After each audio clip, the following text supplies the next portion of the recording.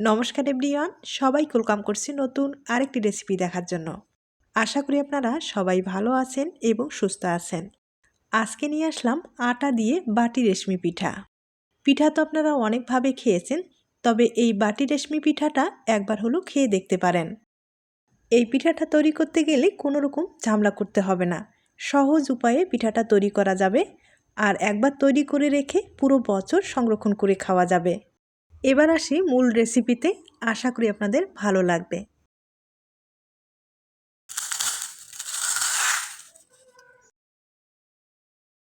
পিঠাগুলো তৈরি করার জন্য এখানে প্রায় আমি 300 গ্রাম আটা ব্যবহার করব। আটার পরিবর্তে আপনারা ময়দাও ব্যবহার করতে পারেন। আর আমি আজকে আটা দিয়ে পিঠাটা তৈরি করে নেব।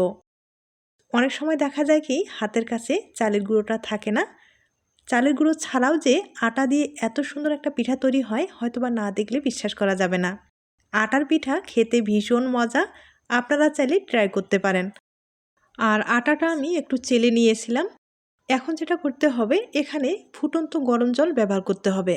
মানে ফুটন্ত গরম জলটা ব্যবহার না করলে এই আটার যে ব্যাটারটা আছে সেটা কিন্তু আঠালো হবে না। আঠালো না হলে পিঠাটা তৈরি করতে সমস্যা হয়ে যাবে। তাই অবশ্যই ফুটন্ত গরম জলটা ব্যবহার করতে হবে। আর আমি এখানে ফুটন্ত গরম জল ব্যবহার করলাম। আর জলের পরিমাণটা একবারে দেওয়ার দরকার নেই, বেশি কম হতে পারে। তাই অল্প অল্প করে জলটা দিয়ে ব্যাটারটা আমি তৈরি করে নেব।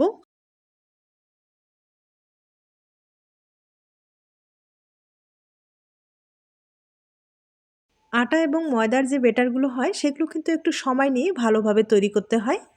আর এখন আমি 5 মিনিটের মতো একটু এভাবেই ঢেকে রেখে দিব, তাহলে সব কিছু একটু সেট হয়ে যাবে।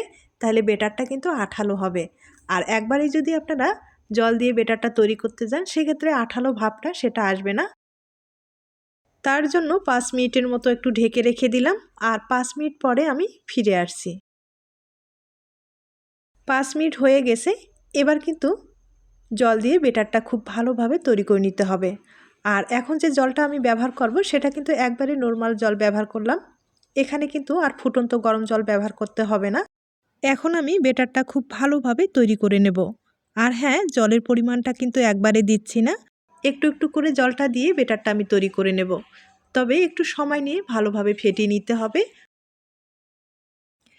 আমি একটা হ্যান্ড উইচ দিয়ে খুব ভালোভাবে ব্যাটারটাকে ফেটিয়ে নেব। আপনারা চাইলে হাত দিয়েও কিন্তু ভালোভাবে ফেটিয়ে নিতে পারেন।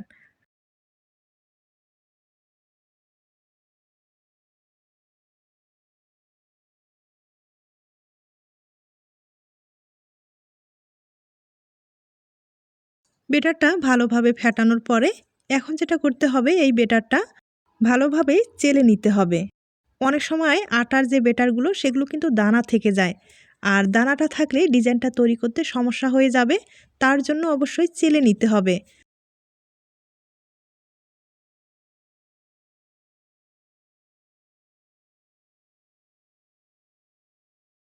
আমি ভালোভাবে চেলে নিলাম আর দেখতেই পারছেন কতগুলো দানা রয়ে গেছে। এই দানাটা থাকলে ডিজাইনটা তৈরি করতে সমস্যা হয়ে যেত। আর এখন দেখতেই পারছেন ব্যাটারটা কতটা সুন্দর হয়েছে। এই ব্যাটার দিয়ে এখন আপনারা যে কেউ সহজেই পিঠাগুলো তৈরি করে নিতে পারেন। আর ব্যাটারের ঘনত্বটা আমি দেখিয়ে দিচ্ছি, হয়তোবা আপনারা দেখে বুঝতে পেরেছেন। ব্যাটারটা কিন্তু এরকম ঘনই থাকবে, এর চেয়ে পাতলাও করা যাবে না বা ঘনও তৈরি করা যাবে না। এখন এই ব্যাটারটা দিয়ে আপনারা চাইলে হাতের কৌশলে এই পিঠাটা তৈরি করতে পারেন। আর অনেকেই আছে হাতের কৌশলে পিঠাটা তৈরি করতে পারে না, তাদের জন্য আজকে এই রেসিপিটি। আর এভাবে তৈরি করলে আপনারা যে কেউ খুব সহজেই পিঠাগুলো তৈরি করে নিতে পারেন। আর পিঠাগুলো তৈরি করতেও যে সময় লাগে তাও না, আপনার হাতে মাত্র 30 মিনিট সময় থাকলে আটা দিয়ে খুব সহজেই এই পদ্ধতিতে পিঠা তৈরি করে নিতে পারেন। আর একবার তৈরি করে রেখে পুরো বছর সংরক্ষণ করে খেতে পারেন। আমি কিছুটা ব্যাটার একবারে নর্মাল প্লাস্টিকের ব্যাগে ভরিয়ে নিলাম। আপনারা যে কোনো প্লাস্টিকের ব্যাগ ব্যবহার করতে পারেন। আর লবণের যে প্যাকেটগুলো আছে, মানে মোটা যে প্যাকেটগুলো আছে সেগুলো ব্যবহার করতে পারেন।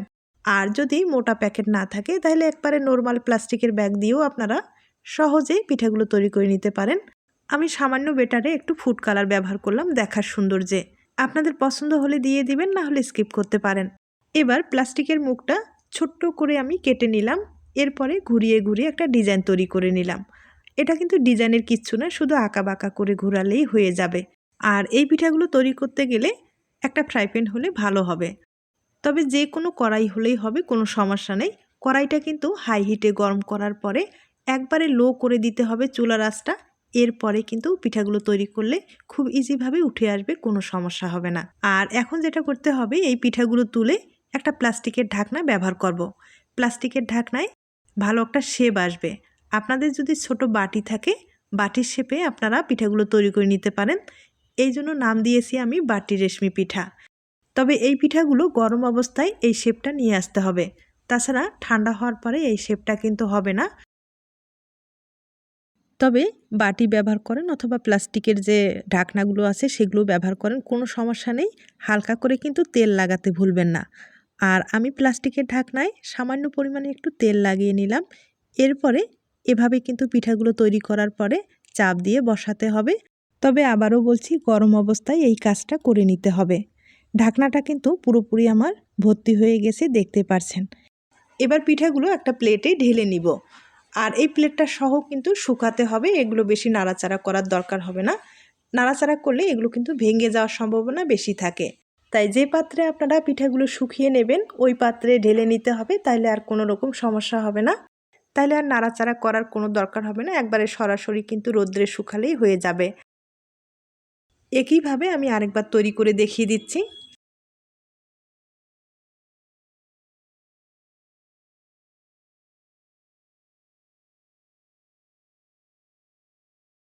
এই পিঠাগুলো না শুধু আঁকাবাঁকা করে ঘোরালেই একটা ডিজাইন হয়ে যায়। তবে এই পিঠাগুলো যদি একটু ঘন করে দেওয়া যায়, তাড়াতাড়ি প্লাস্টিকের ঢাকনায় হোক বা বাটি হোক ভর্তি হয়ে যাবে, পিঠাগুলো খুব তাড়াতাড়ি তৈরি হয়ে যাবে। আর এই শেপটা নিয়ে আসতে চাইলে আমি আবারও বলছি, গরম অবস্থায় কিন্তু এরকম প্লাস্টিকের ঢাকনা ব্যবহার করতে পারেন, অথবা ছোট্ট যে বাটিগুলো আছে বাটিও ব্যবহার করতে পারেন। আর দেখতেই পাচ্ছেন চালের গুঁড়ো ছাড়াও যে আটা দিয়েও এত সুন্দর একটা পিঠা তৈরি করা যায়, হয়তোবা আপনারা দেখে বুঝতে পেরেছেন। তাই বলছি, চালের গুঁড়োর অপেক্ষা না করে আটা দিয়ে কিন্তু খুব সহজেই আপনারা এই পিঠাগুলো তৈরি করে নিতে পারেন। আর সামনে যেহেতু ঈদ আসছে, আপনারা চাইলে এই পিঠাগুলো আগেই সংরক্ষণ করে ঈদে কিন্তু স্পেশালভাবে তৈরি করে খেতে পারেন।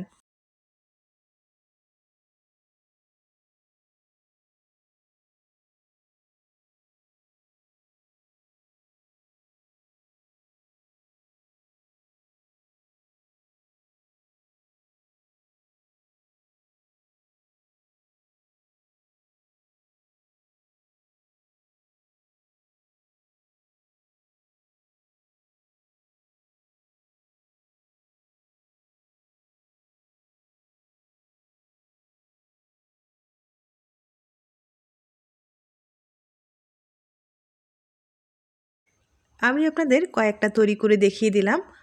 আর একইভাবে কিন্তু অনেকগুলো তৈরি করা হয়ে গেছে, একবার দেখিয়ে দিচ্ছি। এগুলো কিন্তু এখন রোদ্রে শুকাতে হবে। তবে রোদ্রের যদি ব্যবস্থা না থাকে সেক্ষেত্রে কিন্তু ফ্যানের নিচে রেখেও শুকাতে পারেন। তবে রোদ্রে শুকালে বেশি ভালো হয়, আর অনেক দিন পর্যন্ত তাহলে সংরক্ষণ করা যাবে। আর আমি একইভাবে অনেকগুলো পিঠা তৈরি করে নিলাম। এগুলো কিন্তু আমি রোদ্রে শুকিয়ে নিলাম। আর রোদ্রে শুকাতে একদিনের মতো সময় লেগেছে। তবে আপনারা বেশি দিন সংরক্ষণ করতে চাইলে অবশ্যই 2 দিনের মতো ভালোভাবে রোদ্রে শুকাতে হবে, তাহলে পিঠাগুলো অনেক দিন পর্যন্ত ভালো থাকবে। আর রোদ্রে শুকার পরে দেখতেই পাচ্ছেন শেপটা কতটা সুন্দর হয়েছে, কোনো রকম কিন্তু আঁকাবাঁকা হয়নি। তাই বলছি, আপনারা চাইলে কিন্তু প্লাস্টিকের ঢাকনা ব্যবহার করতে পারেন, অথবা যে কোনো বাটির শেপে পিঠাগুলো তৈরি করে নিতে পারেন। আর পিঠাগুলো দেখতে ভীষণ সুন্দর হয়, আপনাদের পছন্দ হলে এই শেপটা তৈরি করতে পারেন। আর এখন আমি এখান থেকে কিছুটা পিঠা নিয়ে আপনাদের ভেজে দেখিয়ে দেব, আর বাকিটা সংরক্ষণ করা যাবে।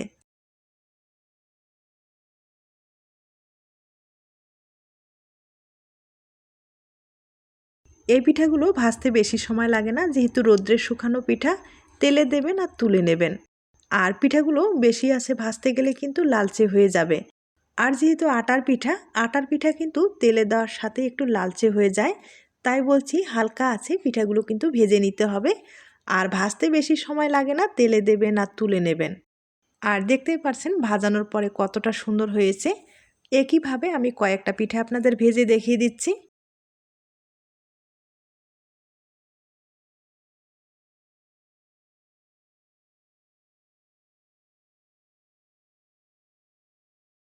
এই পিঠাগুলো ভেজে নেওয়ার পরে শুধু খেতেও কিন্তু বেশি ভালো লাগে।